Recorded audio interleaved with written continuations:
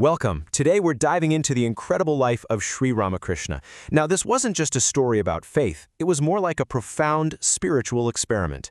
A journey, really, to see if harmony could be found between all the world's beliefs. You know, it's a question people have been asking forever, right? We see all these different religions and philosophies.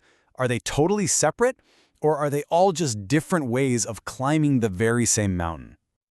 Well, Ramakrishna was born into a world that was pretty divided on this. Different faiths were often at odds. But instead of just picking a side, he did something radical. He decided to test them all, driven by this incredible hunger to experience the divine for himself. So how does a journey like this even begin? Well, it didn't start in some grand monastery. It started in the heart of a young boy who just saw the world a little differently. Think about this. From a really young age, he had zero interest in what he called a breadwinning education. He wasn't trying to get a job or make a fortune. He was searching for something way deeper, an education that would actually lead him to God. This timeline here, it's like a roadmap of his amazing life. You can see it all, from his birth through these intense spiritual practices in different faiths, right up to meeting the very disciple who would carry his message to the entire world. Let's look at that first huge turning point. Okay, so in 1856, Ramakrishna is a priest at the Dakshineswar Kali temple, and he's just filled with this desperate longing to see the Divine Mother. It all led to this breathtaking, completely overwhelming vision of Kali as a massive ocean of pure consciousness and bliss. And trust me, this wasn't just some fleeting thought. This was the moment that truly ignited his entire spiritual quest. Now, after that vision of Kali, Ramakrishna didn't just stop and say, okay, I found it. Nope. Instead, he started what you can only really call a grand experiment. He began to approach spirituality like a scientist, with a hypothesis he needed to test over and over again. And the key to his whole method is this one word: sadhana. See, for him, a religion wasn't just a bunch of ideas you argue about. It was a practical path, a discipline you had to live completely to see if you could reach its promised goal.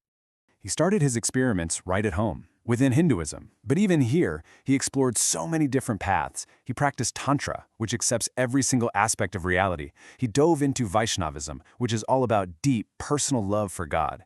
And he mastered Advaita Vedanta, realizing that, ultimately, everything is one. And here's the kicker. The results were consistent every single time. It didn't matter which path he took, whether he saw God as the mother, as the beloved, or as the formless absolute. He always arrived at the exact same destination, a direct, undeniable experience of divine reality. But was this conclusion only true for Hindu paths? I mean, any good scientist has to test their theory under different conditions, right? So that's exactly what Ramakrishna did. He expanded his experiment way beyond the traditions he grew up with. So in 1866, he completely immersed himself in Islam. And I mean completely. He dressed, ate, and prayed just like a devout Muslim, and he had this profound realization of a formless God. Then years later, in 1874, he became fascinated by the life of Jesus. This led to an incredible vision where Jesus appeared to him and then merged right into his own being. So, after all those years, after all those intense, direct spiritual experiments, after truly living and breathing the core of multiple world religions, Ramakrishna came to a powerful and just beautifully simple conclusion, and it's all captured in this one Bengali phrase. What he realized was absolutely revolutionary. All religions, every sincere spiritual path, they are all valid. They're just different roads leading to the same peak of the same mountain. And for him, this wasn't some nice theory. It was an experimentally verified fact. And this is a perfect example of how he lived his truth. In 1872, he performed a special ritual, the Shadashi Puja, where he actually worshipped his own wife, Sarada Devi, as the living embodiment of the Divine Mother. You see, for him, the divine wasn't some abstract idea out there. It was right here, present in every single being. So it's one thing for one person to have a profound realization, but how does that actually change the world? Well, the last chapter of Ramakrishna's life was all about passing this wisdom on, creating a legacy that would literally spread across the entire globe. And the key to making this happen was a brilliant but very skeptical young student named Narendranath Datta. Narendranath was a rationalist. He questioned absolutely everything. But in Ramakrishna, he finally found a teacher whose spiritual experiences felt as real and as verifiable as any scientific fact.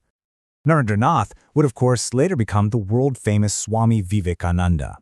And what he did was take the deep, mystical realizations of his master and boil them down into a dynamic, practical philosophy, all summed up in this powerful mantra. And this is where Vivekananda's genius really shines. He translated as many faiths, so many paths into real-world action. If God is in everyone, if every single soul is divine, then the highest way to worship isn't just in a temple. It's in serving other people, especially the poor, the sick, and anyone who's struggling. And so that leaves us with this final thought. If Ramakrishna's life proved that every path leads to the same peak, how does that change the way we look at the whole mountain? Maybe instead of arguing about which path is the right one, we should celebrate all of them and just focus on our shared goal of reaching the top. It completely shifts the conversation from conflict to one of harmony. Thank you for watching. Kosh is a multilingual channel where we share spiritual wisdom in English, Hindi, Marathi, Tamil, Gujarati, and Bengali, with more major languages coming soon.